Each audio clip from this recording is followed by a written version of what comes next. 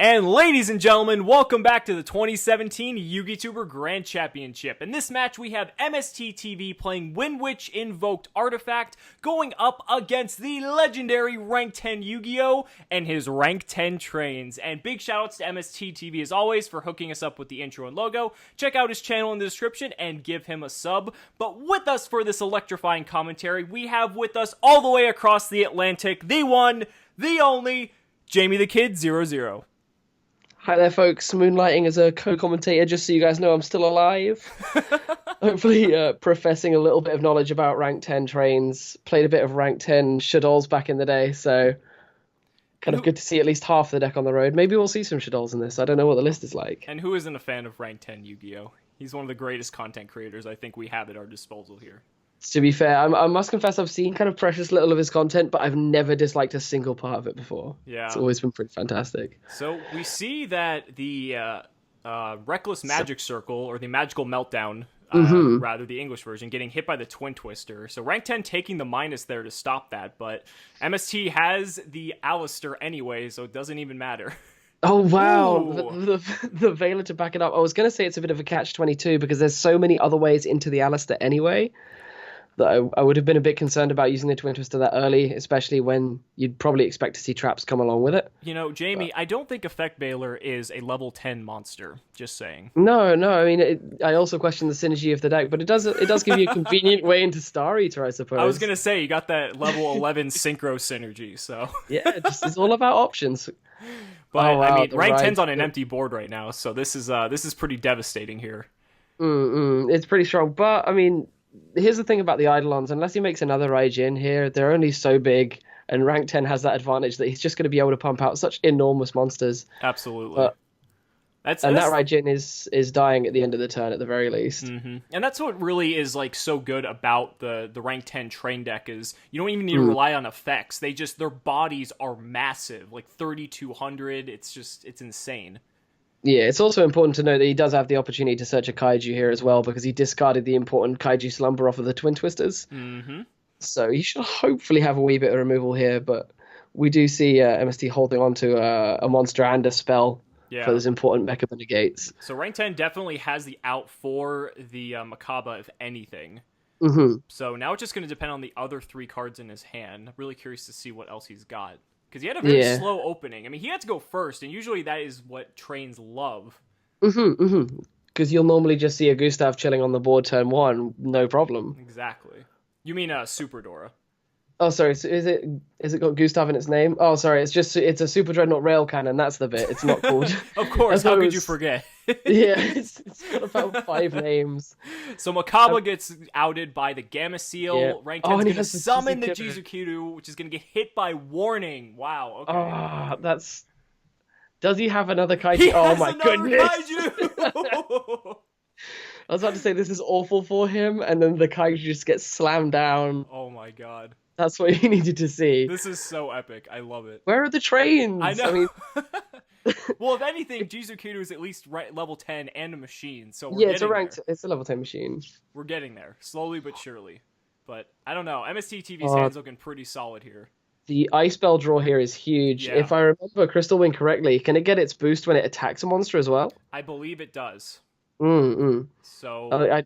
I've had some hard losses against this deck in my testing, so I've tried to kind of blot it from my memory.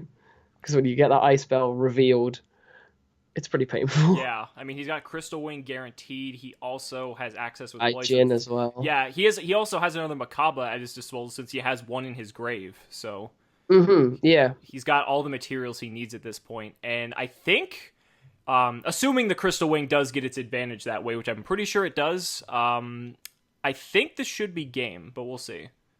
Yeah, I mean, if it has the attack boost, like 100%. Yeah, because you got 25, 5,000 plus the attack boost from the... Because it would gain 3,300. Yeah, there's no way that's not a game. It's just my kind of brief lack of knowledge, because when I was testing for Prague in the hotel lobby, every time that Crystal Wing came out, I had to scoop because I was playing Metal Foe, and it was just going to be such a struggle. It's such a strong advantage that this deck has, being able to make a Crystal Wing that's immune to destruction effects thanks to the Snowbell. But yeah, I mean, it's honestly probably the strongest deck of this Grand Championship format. Oh, 100%. I mean, I'm currently working with another player in the event to see if we can kind of come up with something inventive for Invoked, because I think having the Invoked is a great opportunity to show off a creative side. Absolutely. I But couldn't agree more. it does leave open the opportunity to essentially play the meta variant of the deck, which we're seeing here. But Absolutely, but it's cool though because we've already seen mhm. Blue Eyes invoked variant, and I mean the engine's so splashable. That's why I wanted to keep it in the Oh, meta of course, yeah. because it can give so many decks such a boon that I feel Hmm. like it was just I don't know. I felt like taking it away was just taking something potentially really creative, like you said, you and another competitor are working on, possibly away from Yeah. you. So Oh, I completely respect. Like, I tried to make it work myself, but unfortunately, I was so addicted to throwing shadows in, and the lack of construct was so crippling. I really wanted to ask you if construct could come back, but then we'd have to do a whole rule for everyone else, and it right. just gets complicated. I actually thought about bringing Construct back, just because, I mean, we banned Dimensional Barrier, and we banned, like, 7 decks, so, I mean, why not Hmm. bring Construct back and let Shaddolls come back, you know? Well, now I kind of wish I asked. Yeah, After the, but we'll see how my game went later. yeah. But it looks like MSC TV is going to wrap up the game Yeah. 1 here. It's really unfortunate, I think, because Rank 10 just got off to such a slow start, it didn't really do him any good. Unfortunately, so it seems like his hand was what Twin Twister, two Jizukuras, Slumber, yeah, like it was and the really Veiler. awkward. Oh, hello. This isn't that bad a hand at all. Not really, but, I mean, Like this, at least this time Rank 10's got some steam, haha, yeah. pun. So the revolving switch yard comes down. Really, kind of just the power play of the deck. Yeah. Ruffian Railcard Sending to the the Ruffian grave. Railcar as well, so he's going to get that search utility as well. So the send is basically free. He adds the But Derek Crane. he's going to come in for a shock though, because I mean, if we see a Superior Dora come out, it's just going to get Gamcielled. Yeah. Kaiju, Oh, man. yeah. Why is Kaiju still a thing? Hashtag tribute the fuck over it. That's what I always say. I saw a fantastic video on Facebook doing the rounds, which is just a guy who has Shockmaster, Laval Chain, Cyber Dragon Infinity, and it just gets raw sphere moded. Oh my god, is that the Asian Well, one where the guy just yeah. slaps the cards off the table? Yeah. I can't tell what happens in the end. Does he like swipe the sphere mode off the table and reveals a raw off Yeah, the that's top of his exactly deck? what he Yeah. does. So rank 10 ending on the Super Door, which is this deck's power play, but unfortunately, it does get MSTTV is returning the favor with the Gamma Seal, just like in the first game. and he can clear it a number of ways. He can clear it with a Mecha Bar. He can clear it with actually a Mega Lanica if he wanted to, using the trains from the graveyard. Because he's going to, of course, be able to go Circle, Alistair, Invocation, and then fuse using the Earths to make a Mega Lanica if he needs to. The fact that you have 9 ways to access this It's card is absurd. horrifying. 9 ways, also 3 Pots of Greed that work on your Wind Witches as well. Right. So, like, he could just play that Snowbell if he really wanted to get draws. I mean, it's crazy. It's horrific. Like the deck does. I tested against this deck for about 8 solid hours Thursday night in Prague, and it can do about 2 things, but can do them almost every time. Oh, the skill drain. drained. Okay, that changes things up. Yeah, I mean, I think the Wonder Wand is the correct play here. I would agree as well. You Because like, you have to get that Alistair off the board. It's going to die anyway. You might as well trade it in for some extra resources that are potentially going to save you from your next turn. correct. You really need to hard draw the Invocation here, which he does. Oh, and draws the 3rd artifact. That's unfortunate. Oh, there's definitely some Sanctums inbound on the next few draws. I know. I'm really curious if MSC TV runs any additional copies of Scythe or like a Begaltac, because if he draws into Sanctum now, that's just a completely dead card. Yeah, I mean, most of the lists that I've seen, I don't think I've ever seen an Invoke player this side of the pond playing Begaltac. I've seen 3 I think Scythe. That's not too uncommon. yeah, I think 2 we're Scythe is more quite standard. conservative with the engine. Yeah. It's a pity that Gamciel's not an 8. Sorry, not a 10, but Derek Crane Night Express Knight coming down again. Yeah, and their effects are negated as well, so that Night Express Knight is sitting on 3k. Okay. Oh, and the Exodius. Ooh, recycling And the the resources. The return, of course, is a condition to summon as well. Yeah. I Exodius is like a little secret card of mine. Like I always try and make it work in so many random decks. It has such a cool mechanic. Mm-hmm. Like the amount of 60 card Light Swans that decks that I've tried to squeeze this and Tragodia into. Oh my god. Like Tragodia, talk about cards you haven't seen in like years. I have 3 ulti Italian ones just sitting in a binder, and I keep trying to find an excuse to get them out, but they're just so bad now. We definitely have our appreciation for shiny cardboard. So, funny enough, if if rank 10 did not go into the super dimensional robot Galaxy Destroyer, he could have won. What was his damage? That was 8,000 damage. He had 3,028 and 22. Oh, sorry, yeah, it was 58. For some reason, I had it as 48 because my mental arithmetic is awful. So he had 8,000 damage exactly. Oh, like, you can't fault him for his showmanship. I know. I like seeing this, but at the same time, I mean, he had the game. Mm-hmm. And it would have just been an oversight, unfortunately. Yeah, maybe he was. I mean, maybe he's afraid of the back row, which, I mean, that's justified, I guess, but I don't know. I feel like I would have just gone for it. It would have been pretty great if he Galaxy Destroyed here, because doesn't it banish back row? Oh no, it destroys. It destroys. So that would have been such a blowout. Yeah. Like, I think if anything, absolutely destroyed. Maybe his skill drain is saving him in this case. Yeah. He's activating it just to get the guy in the graveyard. Yeah, well, he can trigger the Derricrane, but I think that's good just to get the magical meltdown off the field. He doesn't know that he has another one in hand, obviously, but that Cyclone's huge. Yeah, that's although massive. He's being forced to set it. Why? Yeah, that's really odd. That Oh, sorry, his life point's 800. His life point's 800. He can't use it. I think he had the same moment there. He hovered over it at least 3 times. It's like, there's no anti-spell on the field. Why can I not play this? Yeah, he's just hovered over it again. I'm almost certain he's like, why can't I play this card? Yeah. 800 life points for me. That's so funny. When people say the life points don't matter, there you go.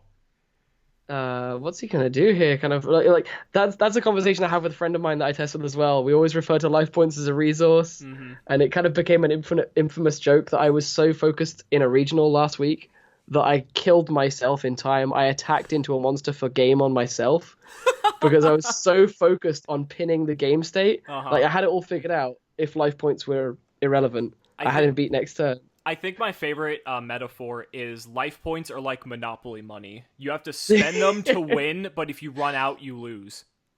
That's so perfect. I have to use that now. Yeah, that was one of my subscribers that said that to me, and I'm like, this is like, I need to like frame this on my wall. I think this is just trolling him even more, the fact that it just said, like, there are no card effects that can be activated when he's like, I have this Cosmic Cyclone. All right, ladies and gentlemen, game 3. Oh, hello, Vanity's Fiend. Wow, that is a really disgusting opening. Yeah, this is kind of everything he wanted. Like, the Snowbell is kind of sad. He'd want a Sanctum here, but yeah, I mean, I wouldn't. That's the only bad card he drew. Everything else here is perfect. But I assume here we're more than I mean, he has the Wonder Wand anyway. We're more than likely just going to see a Crystal Wing Raijin. Yeah, because there's no. I wouldn't see a reason to Vanity's Fiend here, as strong of a play as it is, but a Crystal Wing Raijin is usually enough just to get you there 9 times out of 10. 100%, especially with the backup of what's probably going to be 2 back row, maybe a bad card in a back row off the Wonder Wand. It's just the fact that it's a Pot of Greed is so strong. Yeah. But it looks like he's taking his time here, though. I mean, I feel like if that would be the line of play you would take, you would definitely be doing this much more quickly. So maybe he's potentially considering the Vanity's Fiend in some way. Yeah, I've forgotten the content of his extra deck. He might be considering Vanity's Fiend Crystal Wing. Clear Wing instead of going all the way into a Crystal Wing, because he will be concerned about the... Oh, he doesn't even play it. He doesn't have it, yeah. He just has the Winter Bell. Because I would be concerned about the Kaiju and would suggest potentially that the... if the Clear Wing was there, Clear Wing Vanity's Fiend might have been the correct play. I was going to say, because in game 1, 3 of his 5 cards were 2 Kaijus and a Slumber, which Vanity's Fiend stops outright, so... And it's so much more important to stop Rank 10 Yu-Gi-Oh! From using the kaijus as well, but simply because of the fact that it gives him access to more of his own Rank 10 plays with Jizukiru, which I'm certain he'll be playing 3 of. Yeah, absolutely. But it looks like he is going to probably go with the Raijin play now. Yeah. I mean, he could do more, but it just depends. I just want to... his draws here could potentially change his line of play, but... Oh my goodness. God. That is the most disgusting 2 draws I think I've ever seen off of a Wonder One. That is like that is the dream. Ah. Like, that is the reason most people play Pot of Desires. Like, yeah. That is that was How did that I'm like in shock. That is disgusting. Teach me, MSTTV. Teach me. Oh my god. I mean, we're not playing YCS Denver rules here, so there's no stacking involved. No. Eatsy bit controversial there. Oh my god. On. It's okay. Even someone as out of touch as me knows about that. But that's such a good board to... This is so hideous. You need... Because, like, Twin Twister doesn't even counter this. No, not at all. Yeah. That's... okay, so he's got the Switch Yard, right. So... Yep. So, I mean, he's got his power card, I suppose. But... it's refreshing to see in this match as well. 2 40-card decks. Yeah, that's true. It's not really the case over where you are. Over here, there are no 40-card decks. Really? Yeah, none. Just I noticed that from Prague. Like, it was 60 card just everywhere. But yeah, I mean, there's definitely some 60 cards definitely becoming more of a norm, I would say. But compared to you guys, yeah, I don't think it's nearly the same. Yeah, so it's kind of refreshing to see this in this tournament. Yeah.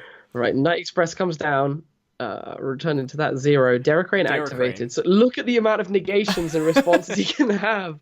It's 5 different cards that could respond. I thought it was funny, though, that he could have used Warning on the activation of the Switch Yard because it was highlighted for some random reason. I suppose it does include the effect that an effect that can summon. Yeah, it does. So he could have. It's just so horrible here, knowing that there are so many plays Rank 10 can make that will just get stopped. I'm almost certain that there isn't a Rank 10 monster that can ignore that can ignore summon negation. There needs to be a Rank 10 monster that has a built-in Denko Sekka effect. I mean, it's because it's depressing that there aren't really that many good Rank 10s. I'm on the Wikia page right now, and there's 1, 2, 3, 4, 5, 6, 7, 8, 9 in the whole game, TCG and OCG. Wow. And there's only 7 more in the anime, I think. And no, two more in the anime. You know you're in such a good position where if you're MSTTV, you could literally show your opponent everything and be like, come at me, bro. Yeah. That's like how strong of a position he is in right now. Because it doesn't matter what he does. This is almost just an unwinnable situation, but who knows what can happen. Yeah, like this is the kind of situation where if I was at locals, I'd be asking the guy to hand me my bus fare right now. Like, this is just I almost feel bad for rank 10 right now. This is brutal. Yeah, like I feel pretty bad here. This is the board that when I was testing against it again, it was pretty much an auto scoop. Sure. Unless you tried to grind out of it, like I used to have my opponents when we were in the hotel testing for this matchup. I used to have them put this on the board, right? And I would just draw hands to try and beat it. Yeah. And this is hard. It's hard, yeah. I mean, at this point, rank 10's back row is gonna need to be what comes in at this point, if it's even real back row. I mean, it can be pretty strong here. Oh no, nothing's really triggering at this point. Yeah, like he needs a storming mirror force would be okay. I mean, even if you storming, you're just clearing a crystal wing. You still have the other 3 threats to deal with. Yeah, I mean, the crystal wing is pretty important because of the mere fact that there's so many monsters that it can attack into and gain all important attack points. I just like looking at the hand with the Ghost Ogre, the Vanity's Fiend, which you can easily set up next turn. Yeah. I mean, Kaiju Slumber doesn't even save you here because you can negate it with warning. Yeah, here comes the Vanity's Fiend. I think this is definitely the correct play. I mean, you're possibly 100%. playing into a Torrential, but other than that...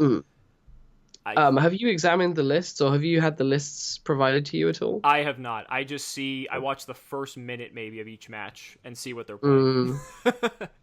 No. So, ooh. So the Flipping skill up drain the comes skill up, drain. Okay. and he has no real response to that because now that it's like even morale attack's not going to be able to stop that because of course the skill drain would stop the morale attack. So It would. That's huge. Yeah. It's at 1. It's at 1, and he drew it 2 of 3 games. And Yep. in MST's defense, I feel like he played correctly by keeping the Raijin in defense because there's no need to play into a potential Mirror Force card. Oh, there's the Exodus. Okay. But this could still be an unfortunate blowout because he could be getting confident here, get warninged, and if he doesn't have a backup play, he's gonna still get blown enough out. damage to game him. Yeah. Well, almost. Once he normal summons, that will be enough. Yeah. I mean, the safe route would just be to... Obviously, we know what both players have, but, I mean, the safe route would just be to just take the Night Express Knight, crash it into the Vanity Sphere, and call it a day. Mm-hmm. And then if you want to play into the warning, at least play into it in main phase 2. Oh, the Twin Twister! Oh my god. This has just turned on its head. Yeah, absolutely. I mean, Sanctum's still going to trigger here, which is unfortunate. Oh, actually, now that I kind of look back over it, unless he has another play, it's going to leave him with the 0/0 Exodus because the Sanctum will just blow up a card. Yeah, so the Sanctum's probably going to destroy... Because I kind of overlooked that in ETV. I mean, even if he could even potentially clear the skill drain here, but I think that would be incorrect. Yeah, I think the Night Express Knight's probably because you have game if you clear the Night Express 100%. Knight. Yeah, because the switch yard isn't going to do anything at this stage. There's nothing in hand to send and nothing to normal summon. No, that Twin Twister was so promising, but the problem of the Artifact Sanctum being a card, right? It's just such a strong engine. The fact that it destroys a card when it's destroyed is just so brutal. It makes it so punishing. I mean, the fact that skill drains up is a completely different... It's irrelevant at this point, but, you know, that was the saving grace of it. He's drawn summoning magic anyway.